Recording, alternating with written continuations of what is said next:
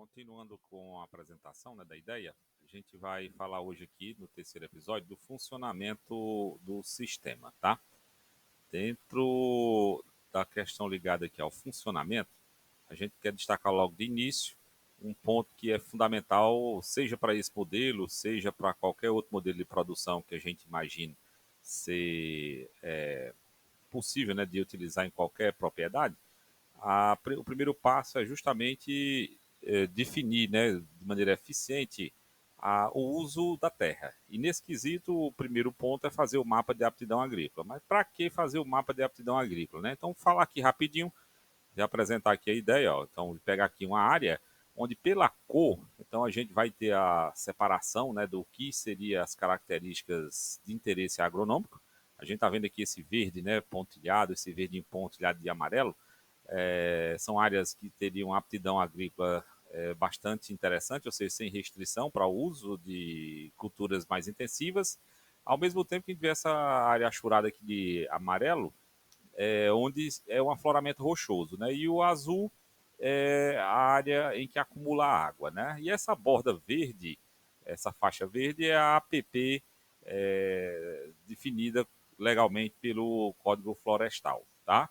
Então, assim, à medida que a gente caminha na área para identificar justamente essas características, vai se deparando com situações, como nós falamos, esse azul é água, essa faixa verde ela é a área de reserva, né, a APP, no caso. Essa parte amarela são os afloramentos rochosos, esse verde com a chura amarela são áreas aptas, né, sem restrição. E aí começa a aparecer aquelas áreas, aquelas manchas meio creme, né, com a chura verde, onde já é a área que pode ser utilizada para agricultura, mas já apresentando algum tipo de restrição. Chegando aqui ao outro extremo da propriedade, a gente começa a ver, até pela variação de cores, a variação de situações. Né? Então, de áreas aptas para agricultura sem restrição, até áreas como essa vermelho, com grande incidência de pedra, inclinação, profundidade do solo bastante raso, afloramentos, eu diria, de diferentes magnitudes, de maneira que a área começa a não apresentar aptidão agrícola, né?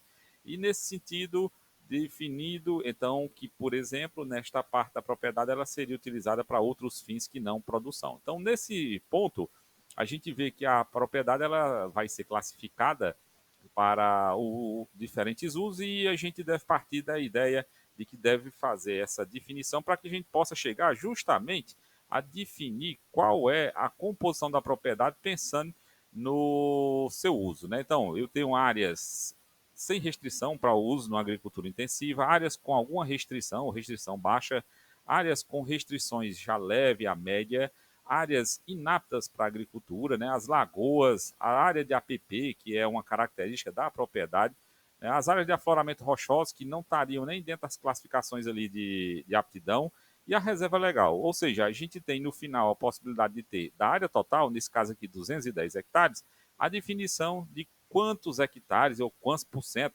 que cada grupo, né, de classe de solo você teria disponível. A partir daqui, a gente poder então definir qual é o tipo de cultura que seria utilizado em cada área dessa, manejo e automaticamente estimar as demandas culturais do ponto de vista de manejo de insumos, de tratos e automaticamente também a estimativa da produção por cada área dessa. E no final, a produção total da propriedade. Então veja que o planejamento ele começa com a parte, eu diria, básica. E para esse sistema, ele é mais fundamental ainda porque esse modelo ele é diretamente ligado à combinação da precipitação da sua região com as características da sua propriedade, como descrito aqui nesse exemplo, tá?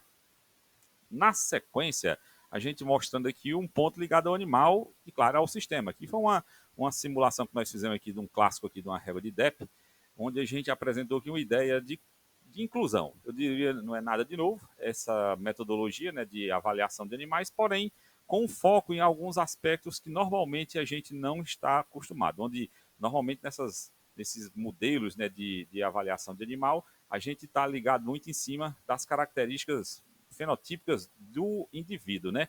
E aqui a gente quer só dar um destaque numas características aqui que a gente acha bastante interessante, né?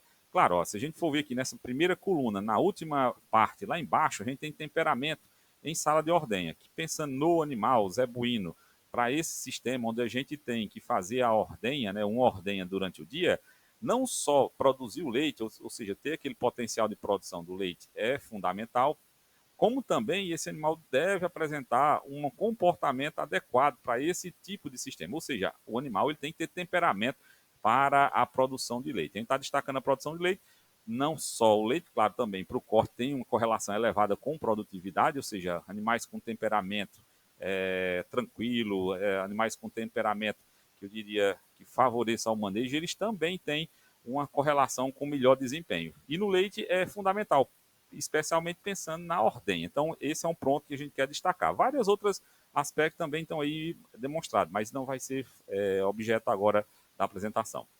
Na sequência, a gente tem aqui as características ligadas aqui a características do leite, tá certo? Composição, especialmente pensando aqui no rendimento do leite para a produção de queijo. Então, aqui, falando mais especificamente aqui sobre a capa-caseína e a beta-lactoglobulina, que tem relação aqui com a estabilidade lá dos agregados, né, no caso da proteína, aumentando o rendimento queijeiro. Então, incluir na seleção dos animais para esse modelo essas características aqui genéticas que estão ligadas aqui a uma avaliação simples, né, de envio aqui para laboratório, identificar se esse animal tem ou não esse perfil. Então, é fundamental, pensando no rendimento do queijo.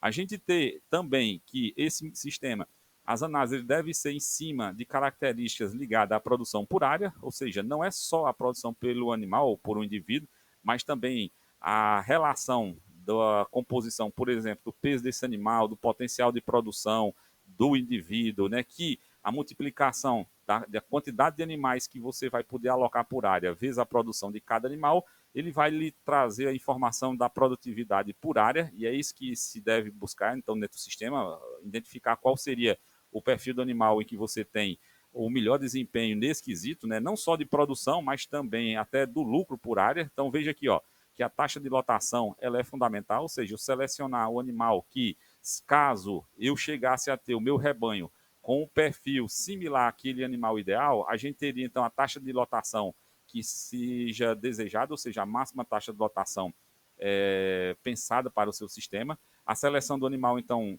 considerando isso, ou seja, você conseguir atingir essa lotação, e automaticamente a gente ter as produções por hectare ano de leite, de carne e de queijo, também de acordo com aquilo que foi estabelecido, ou seja, a produção por área sendo a base da avaliação, no caso do sistema, e do funcionamento desse sistema. A gente deve perseguir, então, para que o sistema funcione, pensando nas produções por área especialmente. Nesse quesito, chegando então ao final dessa parte aí, você ter as características do animal, como o peso corporal e a sua relação com a taxa de lotação, produção por área de leite, de carne e de queijo, e chegando à estimativa das receitas de leite, né, por ano, de carne por ano e de queijo por ano. E no final, que é o mais importante, que é a busca do animal que lhe dá a melhor relação e o melhor desempenho do ponto de vista da receita do leite, mais, no caso, a carne ou o peso, tá certo? O segundo produto. Ou seja, num sistema de dupla função, ou seja, de dupla aptidão, o animal produz dois produtos. E nesse quesito, a gente está falando aqui da produção do leite e do caso da carne ou então do queijo, a depender de como você vai avaliar. Nesse caso aqui está sendo apresentada a receita por 100 kg de peso corporal do animal. Também é uma outra possibilidade de avaliação. Ou seja, você deve definir com bastante clareza qual que é o método de avaliação, contanto que esse método ele seja levado ou leve para a situação de avaliar a produção do sistema, especialmente na medida da produtividade por área, tá? Nessa continuidade, a gente vê então o funcionamento do sistema, a gente preparou essa figurinha onde a gente mostra, ó, na parte de cima da figura é apresentada então as demandas, né, os manejos relacionados aqui aos animais, e na parte de baixo da figura os manejos e as demandas da produção vegetal. Isso ao longo de todo o ano. Vamos ver aqui um pequeno detalhamento dentro do ano. Então, a gente vai começar aqui com a parte animal na primeira etapa do ano. A gente vê aqui, entre janeiro e junho, vamos começar falando sobre isso. Entre janeiro e março, ou seja, entre 15 de janeiro e 15 de março, o ideal é que a gente tivesse a nossa estação de parição ocorrendo nesse período. Por que a estação de parição nesse período? Isso tratando da região aqui que a gente está falando especificamente. Porque nesse período a chuva inicia por volta de janeiro, tá? Pré-estação, tá? Muitas vezes pode ocorrer até um pouco antes, em dezembro, mas normalmente em janeiro. Tá? E aí a estação de parição coincidindo, por exemplo, com o início das chuvas. De forma que, se a gente vê esse baldinho de leite aqui, ó, o balde está mostrando aqui o período entre março e abril, esse balde está mostrando o pico de lactação dessas matrizes, né? Ou seja, elas iniciarem a aparição aqui entre janeiro e fevereiro, para que quando haja o pico de oferta de alimento volumoso, ou seja, dos pastos, ela esteja casado também com o pico de demanda, o pico de lactação, o pico de demanda dessas matrizes. Tá certo? Então, isso seria a primeira parte, né? Uma vez ajustado isso, ou seja, a estação de parição sendo em torno de 45 a 60 dias antes do pico da oferta ideal ou em melhor oferta de forragem, a gente tem na sequência a estação de cobertura, que ficaria entre abril e junho, garantindo então a estação de parição de janeiro e março. Então, esse primeiro ponto da figura mostra isso, tá? Na parte de baixo da figura, a gente vê então a questão ligada à produção de forragem. Então, a gente vê que de janeiro a fevereiro aqui o início do crescimento vegetal, tá? Com essa parte verde, ó, pastagem verde, ou seja, sendo o período de oferta, né, ou de disponibilidade de forragem verde, tá? Onde os animais vão estar aqui no início da lactação e no pico de lactação nesse período, chegando aqui entre maio e junho, já no final da estação chuvosa, na transição da chuva para a seca, em que os animais vão estar saindo da estação lá de cobertura com avaliação, no caso ideal, da sua máxima, né, concepção, máxima taxa de prenhez. Nesse quesito, a gente vê que há um casamento, então, das curvas de produção de forragem com as de manejo dos animais.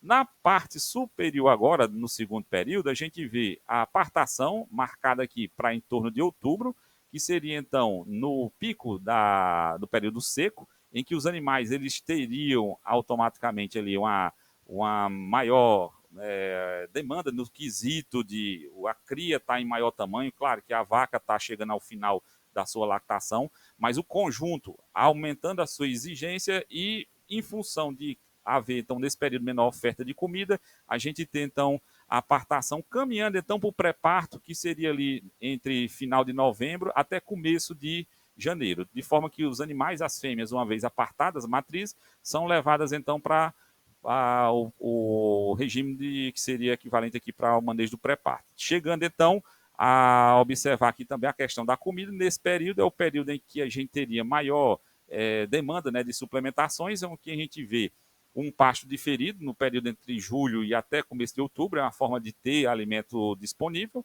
tá certo? Com a partir de outubro, claro, pode variar um pouco dependendo do ano, dependendo da chuva, do crescimento vegetal, a gente poder iniciar ali a silagem justamente para complementar essa oferta de volumoso aí que vai se restringindo, e essa silagem fica no sistema até chegar a ter pasto verde novamente. Isso é o que a gente tem, né, definido como um manejo geral, podendo ser utilizado de uma forma bastante direta, né, essa ideia, claro, com as devidas adaptações em função da condição de cada região. Por fim, a gente chega aqui à tabelinha para transformar aquela figura em números, mostrando então como se comportaria esse sistema ao longo do ano, tá? Então vamos lá, a gente vê que a cobertura ela vai ser ali, como nós falamos, entre abril e junho, os partos entre janeiro e fevereiro, a produção de leite de janeiro até outubro, e os animais, após o desmame, sendo então disponibilizados para a comercialização. Então a gente vê que no final a gente teria os animais parando a produção de leite em outubro, tá certo? E nesse período começando a apartação dos bezerros, podendo serem direcionados à comercialização. Tá? E no final, a gente tem aqui a quantidade de suplementação que a gente quis aqui colocar para que vocês pudessem dar uma olhada naquilo que nós estávamos falando como a ideia. Né? Ração em torno de 300 quilos por vaca ano, sal linha branca por período da chuva 19, sal proteinado 137, palma forrageira em torno de 18 mil quilos e silagem em torno de 1.000 quilos por vaca por ano. Então era isso que a gente tinha para apresentar nessa primeira ideia do manejo e assim que funciona a ideia do sistema. Até o próximo episódio.